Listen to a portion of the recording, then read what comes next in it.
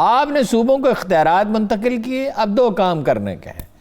ایک کام کرنے کا یہ ہے کہ صوبوں کی کیپیسٹی بلڈنگ کی جائے، ٹھیک ہے. دوسرا یہ ہے کہ انہیں مجبور کیا جائے کہ بلدیاتی اداروں کو اختیارات دیں. جو ایوب خان کے وزارت کے زمانے میں اختیارات تھے وہ تو وہ بھی نہیں، وہ بھی حاصل نہیں. مشرف نے تو بہت اختیارات دیتی تھے بلدیاتی اداروں. دیکھیے پختونخوا میں بلدیاتی اداروں کو اختیارات دیے گئے ہیں. This is one of the reasons کہ 33 کی بجائے 65 سیٹیں لے لیں. اس دن لے لیں جس دن پشاور شہر کھدا پڑا تھا. کونسلر جو ہوتا ہے نا وہ محلے کے موچی کو بھی سلام کرتا ہے، وہ اصل لیڈر ہوتا ہے.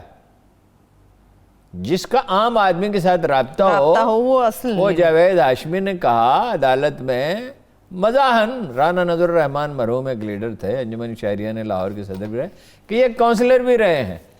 انہوں نے کہا جاوید صاحب، دونوں ایک کیس میں، وہ بھٹو صاحب کے زمانے میں جھوٹا مقدمہ بنا تھا قتل کا دونوں پہ، تو رانا نظر الرحمان صاحب نے کہا جاوید صاحب ایم پی ایم این سے الیکٹ ہونا مشکل ہے، آسان ہے، کونسلر الیکٹ ہونا مشکل ہے. آسان نہیں ہے. وہ بلے والے جانتے ہیں نا بھئی یہ کسی کام کا ہے کہ نہیں ہے، جھوٹا ہے کہ سچا ہے، وہ بڑا مشکل ٹائم دے گا یا نہیں دے گا. مشکل پروسیس ہوتا ہے. کونسلر ہے اصل نمائندہ عوام کا، بلدیہ کا چیئرمین ہے.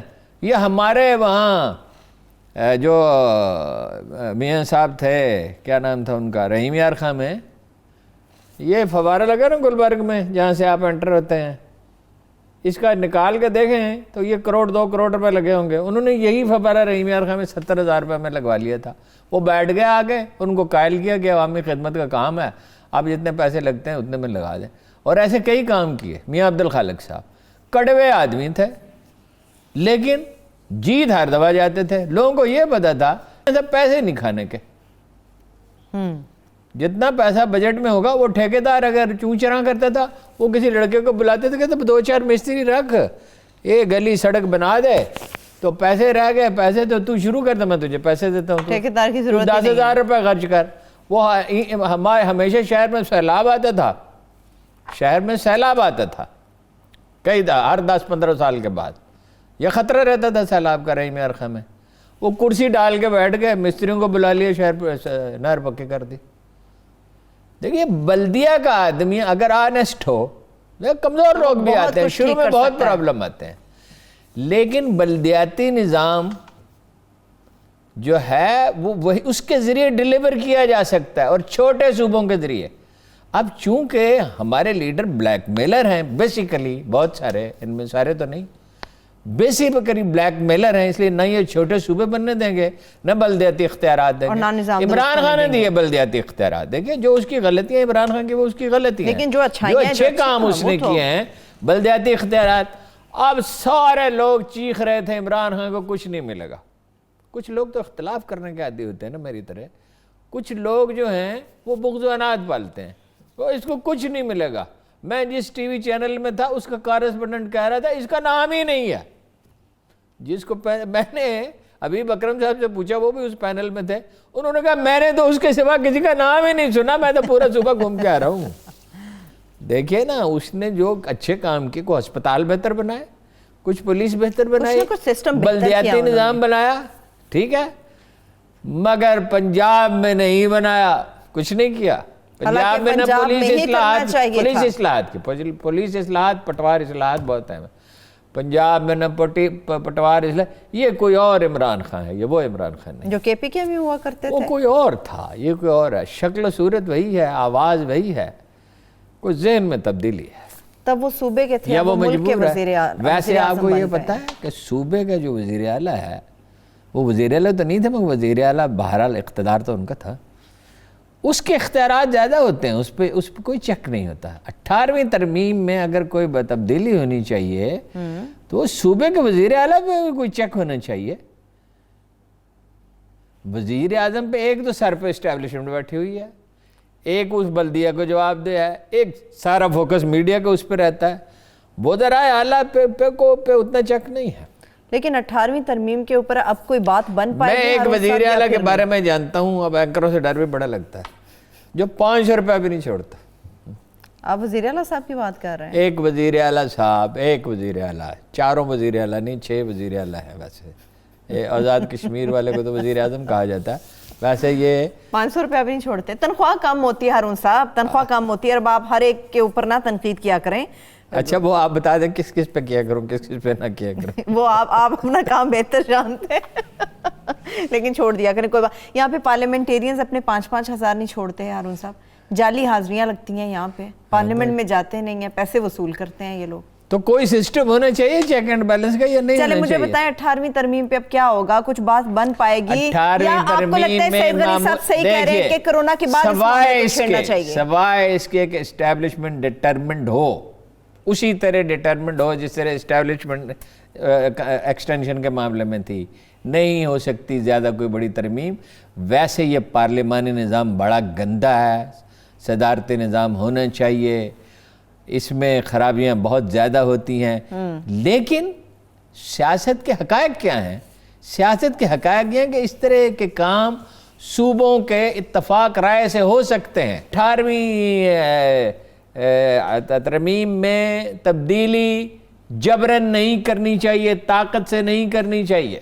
ہارون صاحب کے سارا کام سارا کھیل ہی مقبولیت کا ہے، یعنی کہ عہدہ بھی چاہیے. پھر دو صاحبہ کو پنجاب میں حصہ دیں گے، پنجاب میں حصہ دیں گے. ہیومن انسٹنکٹس کیا ہیں؟ غلبے کی جبلت. غلبے کے لیے پیسہ چاہیے، غلبے کے لیے مقبولیت چاہیے. اور اولیاء کرام کا فرمان یہ ہے جس پہ تقریباً سب متفق. میں احمد جاوید صاحب سے ملا اس واقعے پہ نہیں، مولانا طارق جمیل صاحب والے واقعے پہ نہیں، اس سے بہت پہلے میں نے ان سے پوچھا کہ جو مذہبی رہنما سیاست میں حصہ لیتے ہیں کیا ان کا کوئی علاج ہے؟ اچھا انہوں نے کہا نہیں. احمد جاوید کی رائے کو معمولی مت سمجھیے، پہلے ان کا ایک شعر سن لیں. دیکھیے ویسے آپ نے کس کو سیاست سے بچانا تھا یہ بھی میں پوچھوں گی آپ سے. آپ شعر نہیں، میں شعر کسی ایک کا نہیں، جنرل ایک رہا ہے. وہ ایک عالم آدمی ہے، ان کے پاس لوگ جاتے ہیں سوال لے کر. تو بیچ میں آپ نے ٹوک دیا، میں شعر مجھے بلا دیا. میں بریک کی طرف جب جاؤں گی تو واپسی پہ آپ سے وہ شعر سن لوں گی. مجھے صرف اتنا بتائیں ہارون صاحب، فردوس صاحبہ کے پاس پیسہ بھی ہے، ان کے پاس بڑا ووٹ بینک بھی ہے، مقبول بھی ہیں، پنجاب میں حصہ دے دیں گے انہیں؟ بزدار صاحب کے ساتھ کوئی عہدہ مل سکتا، ناممکن نہیں ہے. آپ کا تجزیہ کیا کہتا ہے؟ 9 زندگیاں میں غیب جانتا ہوں. نہیں تجزیہ تو آپ بتائیں نا کہ پنجاب کے اندر حصہ ملے گا انہیں. مجھے کیا پتا ہے کل کیا ہونے والا ہے. ممکن ہے جو چیز جیسی ہے اسی طرح بیان کرنی چاہیے، ٹھیک ہے نا. لیکن ایک چیز جس کے بارے میں حتمی طور پر رائے اس وقت نہیں، ابھی اٹ ول ٹیک ٹائم. اگر انہیں عہدہ ملنا ہوگا میرے اندازے میں اس میں وقت لگے گا. انہوں نے کسی کا نام، انہوں نے اعظم خاں کا نام نہیں لیا. انہوں نے وہ جو ہے محتسب صاحب، کیا ہے نا ان کا نام، شہزاد اکبر صاحب کی بات تو نہیں کر رہے ان کا نام نہیں لیا. اس نے اکسانے کی کوشش کی کہ وہ جو دوسرے لوگ ہیں ان کا نام لے. نہیں اکسایا کیا، صحافی اینکر کا کام ہوتا ہے یہ ہارون صاحب، اکسایا نہیں. انہوں نے صرف ایک پش کیا سوال. نہیں ٹھیک ہے، میں یہ نہیں کہہ رہا اخبار نویس نے غلطی کی. دس از ناٹ مائی پوائنٹ. اخبار نویس کا کام ہے کہ اکسائے، سوال کا جواب معلوم کرنے کی کوشش کی. اکسانے کے عمل میں اس نے کوئی ناشائستہ بات تو نہیں کی. لیکن ہارون صاحب اگر وزیر اعظم عمران خان صاحب مطمئن تھے فردوس صاحبہ سے، مان لیا ان کے اوپر نہیں تھے مطمئن کیسے کوئی ہو سکتا ہے؟ خود اعلانیہ کہتی ہیں وزیر اعظم اصل سوال یہ ہے کہ لگایا کیوں؟ That is the basic question. یہ نہیں ہٹایا کیوں، یہ سوال نہیں ہے، لگایا کیوں. فواد چودھری صاحب سے پیچھے ہٹانے کے لیے نہیں، پھر کیا ایجنڈا تھا؟ سفارش پہ. سفارش پہ وہ وزارت اطلاعات آ گئیں. جی یہ شیئر کریں گے کس کی سفارش تھی؟ یہ نہیں میں شیئر کر سکتا. جس نے سفارش کی وہ رکوا بھی تو سکتا تھا ہارون صاحب. باخبر سینکڑوں ہزاروں لوگوں کو معلوم ہے کس کی سفارش. جب سب کو پتا ہے تو آپ بھی بیان کریں. میرے علم میں نہیں، آپ بیان کریں. بیان کرنے کی حدود ہوتی. چلیے ہارون صاحب جس کی سفارش تھی وہ رکوا بھی تو سکتے تھے، ایسا کیا ہو گیا؟ کیا اوپر سے دباؤ کچھ زیادہ تھا؟ رکوا بھی سکے، سفارش چلتی بھی ہے نہیں بھی چلتی. ٹھیک ہے، جو ان پہ کرپشن کے الزامات ہے اس کا کیا ہوگا؟ فردوس صاحبہ پر کرپشن کے بڑے الزامات، جو کرپشن کا الزام لگاتے ہیں وہ ثابت کریں. تاثر ان کے بارے میں بہت خراب ہے. ٹھیک ہے، اگر وہ پی ٹی آئی کے اندر ہی رکنا چاہتی ہیں، کرپشن تب کرپشن ہوتی ہے جب اس کو ثبوت پیش کیا. اگر وہ پی ٹی آئی کے اندر ہی رکنا چاہتی ہیں تو پھر عمران خان صاحب ایک اور یو ٹرن لیں گے، دوبارہ سے کوئی عہدہ دیں گے، دوبارہ سے کسی جگہ پر انہیں لگا دیں گے. میں نے آپ کو سوال کا جواب دے دیا. پاسبلٹی موجود ہے. شیریں مزاری صاحبہ نے اتنی تنقید ان پہ کی تھی کہ خیال یہ تھا کہ وہ پارٹی میں واپس نہیں آ سکیں گے، انہیں پارٹی میں واپس لائے، انہیں وزارت دی. اتنی ان کی مخالفت ہے جتنی فردوس عائشہ گوان کی، وہ اور وجوہ سے ان پہ کبھی کوئی کرپشن کا چلے میں الزام بریک کی نہیں. طرف چلی جاتی ہوں. امید لیکن سچویشن ہوتی ہے نا، لوگوں کی ضرورت ہوتی ہے نا. چلیے میں بریک کی طرف امید کرتی ہوں کہ بریک سے واپسی پر ہارون صاحب کو وہ شعر بھی جو بھول گئے یاد آ جائے گا، مگر اس کے ساتھ ساتھ 18ویں ترمیم سے متعلق خاص طور پر میں گفتگو کروں گی، کیونکہ یہ سارا جو سیاست کے گرد ایک حصار چل رہا ہے وہ 18ویں ترمیم چھیڑنے کے بعد سے چل رہا ہے. ایک چھوٹی سی بریک، واپس آئیں گے. Stay with us.